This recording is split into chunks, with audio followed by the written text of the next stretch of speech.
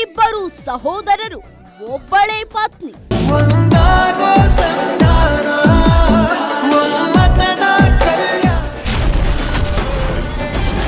ಹೇಗೆ ನಡೆಯುತ್ತೆ ಮದುವೆ? ಕಾನೂನು ಒಪ್ಪುತ್ತಾ?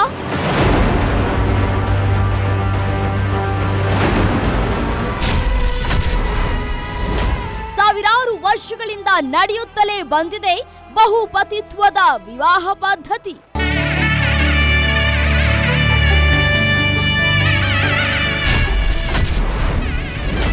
ಜಗಳವಿಲ್ಲ, ಸುಖ ಸಂಸಾರ. ಏನಿದು ದ್ರೌಪದಿ ಪ್ರಥಾ ವಿವಾಹ ಪದ್ಧತಿ? ये मेरे पति वीरेंद्र सिंह जी है, ये मेरे पति अनिल चौहान जी है. ಹಿಮಾಚಲದ ದ್ರೌಪದಿ ಇಂದಿನ ಮಹಾಭಾರತ ವೀಕ್ಷಿಸಿ ರಾತ್ರಿ 10:30ಕ್ಕೆ.